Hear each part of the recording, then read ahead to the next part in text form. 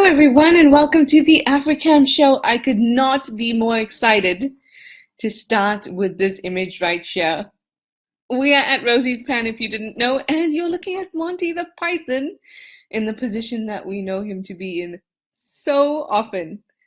I'm so glad to see this live. Now if you didn't know, we are live and interactive, so you can send through your questions and your comments. I'd love to hear from you.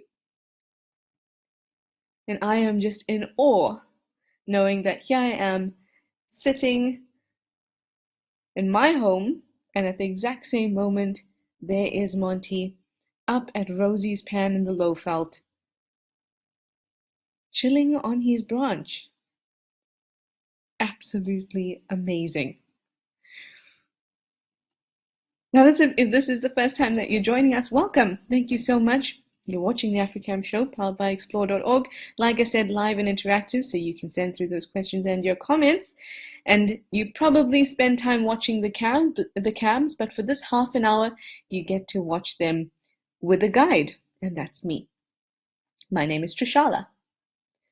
Gosh, I think I haven't said my name is Trishala in a long time, in that many words. Anyway, we've already got some hellos coming through. Amber Co says, Happy Tuesday to all. Thank you, Trishala, for the gift of time and knowledge, and you always learn something new, and it's exciting. My absolute pleasure, Amber Co. I love to do these shows with you all. I love to be able to think wildlife and think biology and think entire environment for this time that we're together. Thank you so much. Zygo, do you say hello, Trishala? Aussie Jan too, we've missed you. You say, well, I'm back with my coffee. Hello all. Hello Aussie Jan too. Dear NC, you say good morning from Seattle. You're ready to learn with your coffee as well. Nice. Dural, hi Dural, you say good morning Trishala. Happy spring morning wishes from Toronto. Lovely. Happy spring morning wishes to you too. You've got your cup of Java and you're watching Monty while you wait for the Africam show to begin. Well, here we go. We've started with Monty, and you say that Monty looks so relaxed. He really does. It's a type of thing, though. So if you're unfamiliar with who Monty is, it's this python that is lounging, draped across this branch. And I must say, he looks pretty big. He looks quite thick. When we were doing the Wild Moments show with Taylor, we were trying to judge Monty's size. Now, for an African python, between about 2 and 2.5 meters is when you would say that they're a mature individual. And I must say that the more I look at Monty, the more I feel that he's longer and bigger than I first assumed. But again, it's just very difficult because there aren't too many points of reference, real life points of reference, that is. Because everything we've been seeing is through the camera. But hopefully one day I'll get to meet Monty in person. Oh gosh, I think I'd be starstruck. Suki V, you say hello from a lovely sunny part of the UK. Andy says good afternoon everyone. Jan Power says hello from Arizona again. Ooh, so many hellos. I think it's Monty drawing everyone to their keyboards from the get-go. Rolling Travel, hi Rolling Travel, you say woohoo, happy to start with Monty. Me too. I was so excited when we opened like this. Obviously he's just lounging at the moment, but you can get a beautiful look at the patterning on his body, just along his body like that. He really is such a beautiful, beautiful animal. Bob from Kalamazoo, you say good day Trish and Monty. I like that pairing. Good day to you, Bob. Trainer Matt 51, you say good morning from North Carolina, USA. Hey Kauru, you say hi Trishala, a hello to you. Oh, Rolling Trouble, you say come on dinner bird land for us. Certainly, I'm sure that Monty is paying attention to the movements of any animals around him. He's really excellent, really seems to have honed the skill of being able to pluck birds out of the air around him.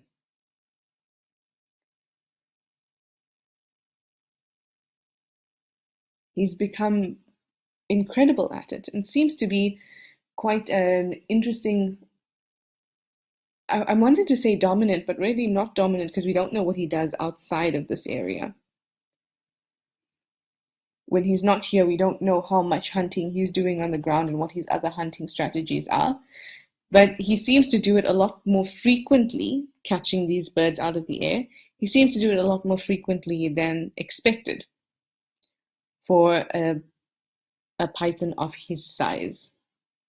He doesn't look like a juvenile anymore. Maybe a sub-adult, but he looks quite thick. Again, though, only when we see him in person we'll be able to really make a good judgment on his size and therefore his maturity level.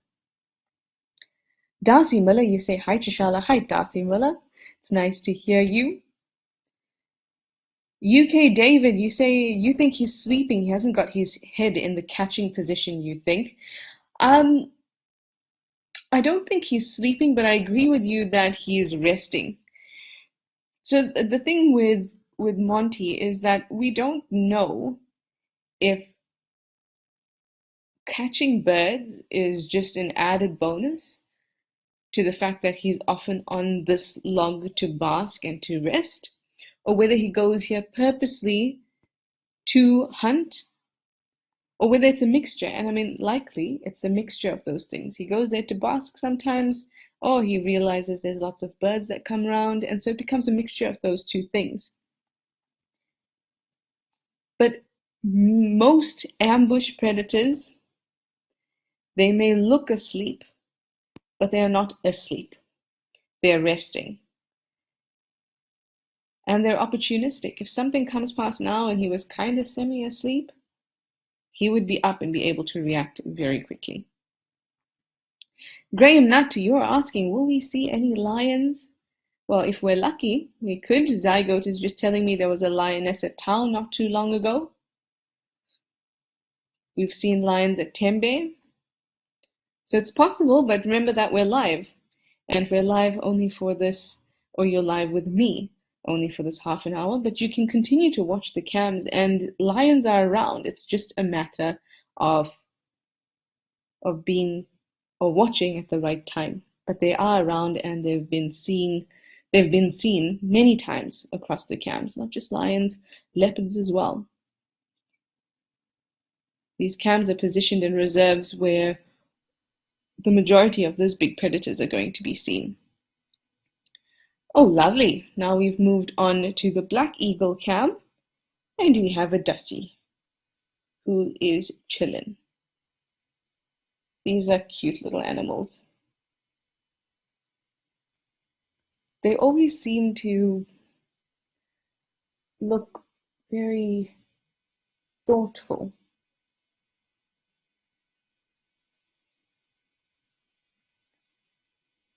I can imagine the type of background music that would go with the scene.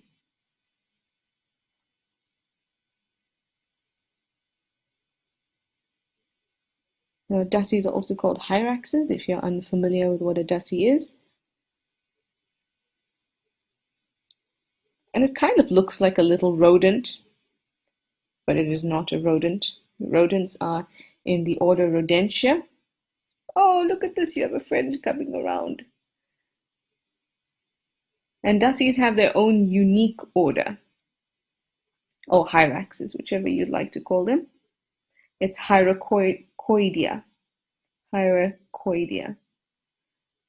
Oh, my goodness.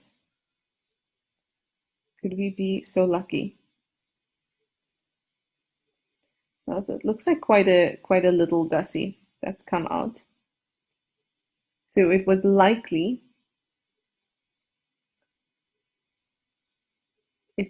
an expression or an attempt to hold the small one as opposed to an attempt to dominate it or mate with it. Now, being small animals, they need to keep nice and warm. So you can see this adult is stretching itself across that rock.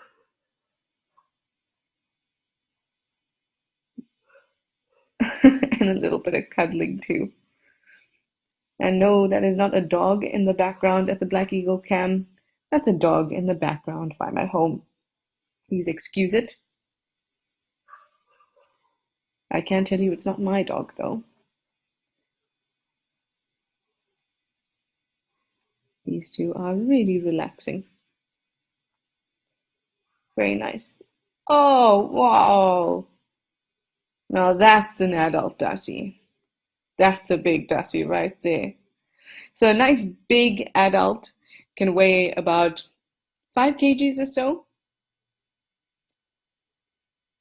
but depending on the environment, it can be different, depending on the resources in the environment. So a mature individual can be anywhere between about 2 and 5 kgs. So we're probably looking at 2 siblings in a litter earlier. One was certainly larger than the other, so it could also be 2, maybe even cousins, because they do have small family groups. Now this little one, as it's trying to get to its mother's mammary glands there, can you see that spot on the top of the back there, on that fur? So that's a dorsal gland. Dorsal means the top, so your back, and ventral would be your tummy. So this is a dorsal gland that has a unique secretion, something that is really important across the board when it comes to mammals, because scent is so important. But some kind of gland for you to be able to mark your territory, to secrete your special scent or the special scent of your family, is super important. And with Dussies, you can see it really obviously.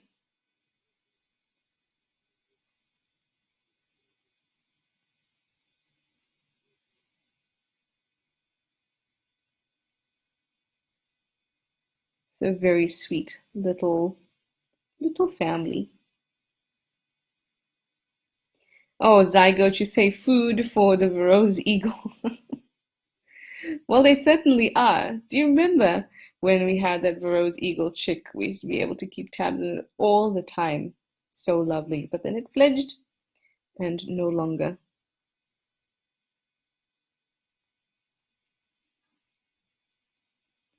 Lolo53, you wanted to know, do we definitely know it's Monty and not possibly Martina from earlier? We don't know. And here is another animal that is very difficult to sex. It is the African penguin, everybody. I can't tell you how excited I am. Blah, blah, blah. That's how excited I am. I don't even have words.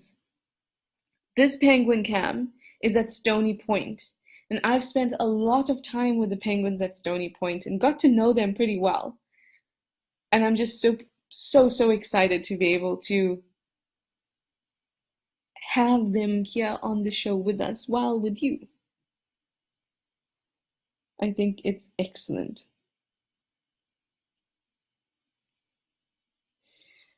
Sorry, Lolo53, your question got cut short because I got excited about this cam, but you were basically asking about the sex of Monty, whether we definitely know it's a Monty, i.e. a male, and not a Martina, i.e. a female.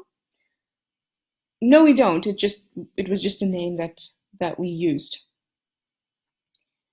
Sexing reptiles, particularly snakes, when they're not in heat and are not mating, is very difficult. Very, very, very difficult. And the same goes for these penguins. Now, why it's difficult with snakes is that male snakes have hemipeni, which they only protrude when they're going to mate. And then females are only going to lay eggs when they've already mated. So you have to look at a very specific time to be able to visually tell that you're looking at a male or a female. Otherwise, do a blood test. That's also a good way to check. It's also a very conclusive way to check, but it's not something we all have available to us. So we don't know for sure, but I'm sure we will get an idea at some point. Now these African penguins, Spheniscus demersus, like with all birds that don't show a lot of sexual dimorphism in terms of color, are also really, really difficult to sex. Males are a little bit larger, and they also have a little bit more of a big or slightly more robust beak. But those kinds of things don't really mean anything unless you see one side to side. And sometimes you do, like especially when they're going up to their nests, when the male and female are walking up towards their chick, then you can see that obviously it is a male and a female, they're a couple, these are monogamous birds, they mate for life, or at least for a season. Then you'll be able to tell the size difference. And you can assume that the smaller one is the female. But otherwise it can be quite hard.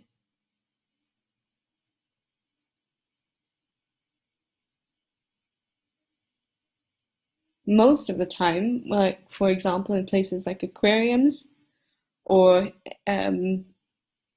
sanctuaries and reserves for birds, like Bird Island and things like that, genetic testing or blood tests are done to be able to determine the sex of the birds. Lolo53, you say thank you regarding the gender ID. My pleasure. I wish I could tell you it was straightforward, but it's unfortunately not. Karu, you were asking if the dassies ever go down from the rocks. They won't really, unless there's a need to do it, a lack of resources where they are, or to escape predators. But their main way of escaping those Rose eagles above is going to be to run in and hide in those rock crevices. And remember, they're called rock hyraxes or dassies. So they're known to exist and to have adaptations associated with living on rocks. Zygote, you say they're not afraid of people? Was that a question or you're just telling me? But you are right. They are not afraid of people. They have lived alongside people for quite some time. Before we get into that, I just want to point out that this individual that's cleaning itself has a very distinctive marking. It might be something to just remember. Can you see how that single band across the chest, the black band, has darker patches going up the neck as well? So usually there would just be a single band across. Occasionally you may see a double band, but that's only really present, I think, in about 5% of the total population, so it's not very common. But a patch like that is something that you should be able to use to ID this penguin as an individual. And the spots that are on this white space on their belly, those spots are kind of like fingerprints. You can use those to ID as well. But I always find that changes in that band, that top band, feel like an easier ID to me.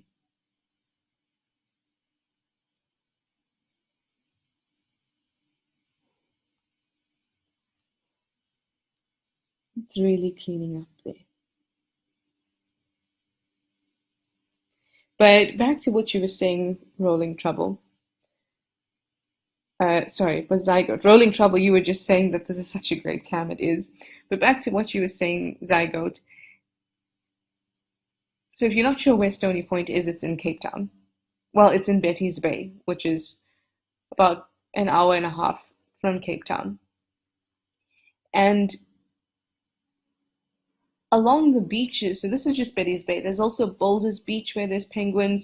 There's a whole lot of areas, a whole lot of beaches around the Simonstown area, which is about 25-30 minutes from where I'm sitting right now, that these penguins are all about. And they've very much become a common urban animal to see in that area. So they're not terribly afraid of humans. Obviously, like every animal, they have their personal space. But it is important for us to remember that the responsibility falls on us to make sure that we continue to give them that space, even if they don't look too bothered by our presence. Because we all know how it goes. As soon as you start to be very familiar with wild animals, and then they get very used to you. Then suddenly, they're walking into shops and taking things and all sorts of things, getting into traffic, and the dangers just increase, and we definitely don't want that. So it's important to continue to keep our distance, even if they seem like they seem that they like us and that they don't really care. We should still give them that distance. And remember that this is an endangered animal.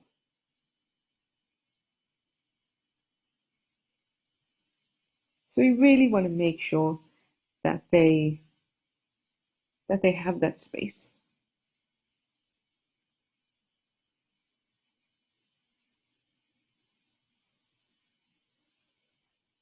Andy, you would like to know, when can we expect to see the chicks there? We are very unlikely to see chicks on this cam. And that's just because of the position of the cam. So at the moment, this is the time where they would be breeding quite a lot. So between, I think it's March and May, around that area.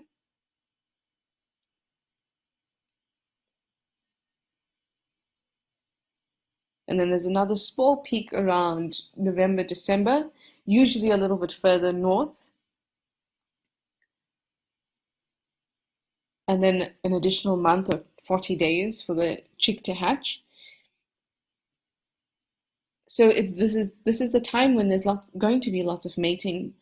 There's going to be lots of eggs around populous areas where the nesting sites are. But the nesting sites are not at the beach. The nesting sites are further up on the bank. And the chicks will not leave that nesting site for, 2 months. I'd say 2 to 3 months after they hatch. They're not going to leave. So, this is great. So on the right there, so this is one of my favorite spots at Stony Point, because when we also get dassies along these rocks, but also this is a great spot to see the penguins swimming in. Apart from this, these little bushes along the side here, I've seen chameleons on them. So it's just a great, great, great spot. There you see the wonderful small sleepy town of Betty's Bay.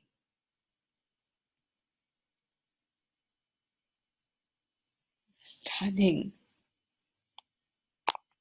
So awesome. So unfortunately, we won't see chicks here. The only time we'll see the chicks on this cam, because the nest will be behind this. The only time you'll see them is when they actually become juveniles and start coming down. We've got some cormorants as well.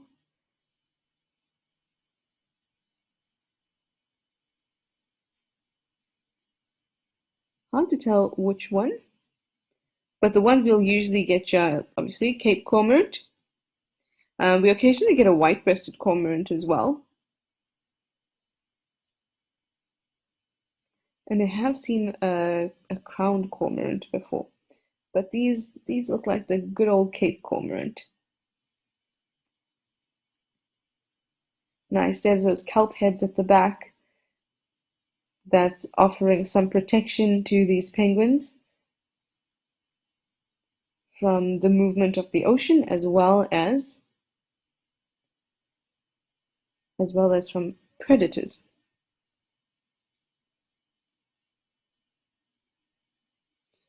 Karu, you say, oh, so people can walk by and see the penguins. So cool. Yeah, they can. There's a boardwalk just along this area so that we don't disturb the penguins as we walk.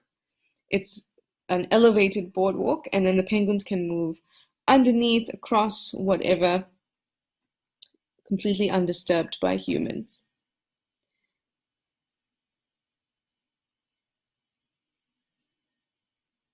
This is such a great cam.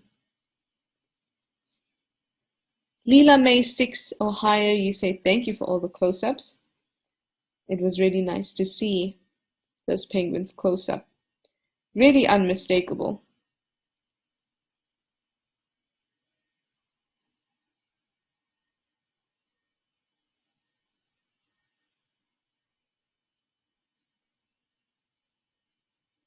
Nice look at the rocks around there.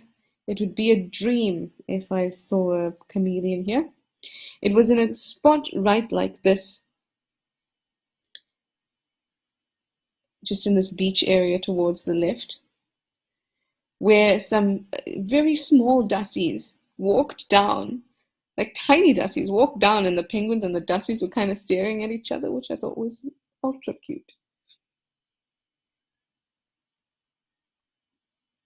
Lolo53, you say it's a privilege to see these beauties in their own environment unhindered by man.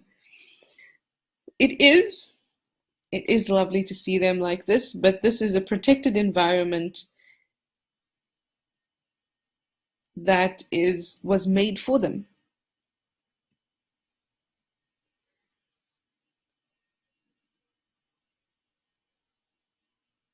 So we created this space for this colony of penguins to be able to become larger and larger and larger and larger, and for them to be protected.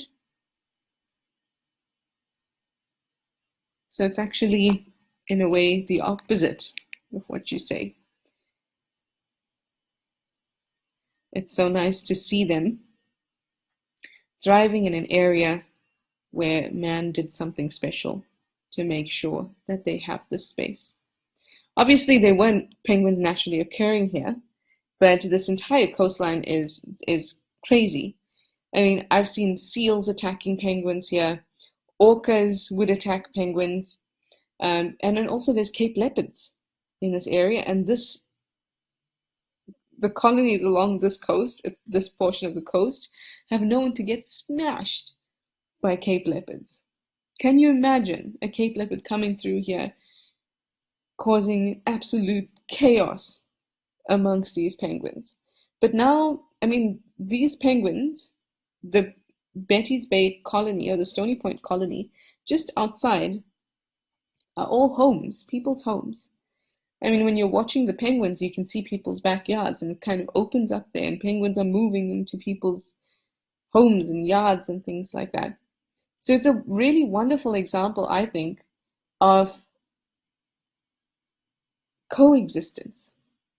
That's what I think. Karu, you say there's lots of rocks everywhere. There really are lots of rocks everywhere. All these granite intrusions or protrusions. No, intrusions. Everything else has been eroded away, and the granite boulders are left along the shore. Something quite typical that we see around the Western Cape. Hi Jason, you say good morning from Oregon, USA. What are the local predators that threaten the penguins? Seals, sharks, obviously, orcas. Those are going to be their main threats, and Cape leopards. Cape leopards are known to come down from the mountains close by there, but they're so elusive, of course. So apart from that, the major threat to these penguins is overfishing of their main food resource. They like small pelagic fish. They love anchovies, sardines. So that is their major threat. But this area is an entire marine protected area. So previously the threat was overfishing of those fish populations that are their main food source was leaving nothing for the penguins. But now that it's a marine protected area, the penguins have first dibs on those fish that come through. There could be other animals like, say, a caracal.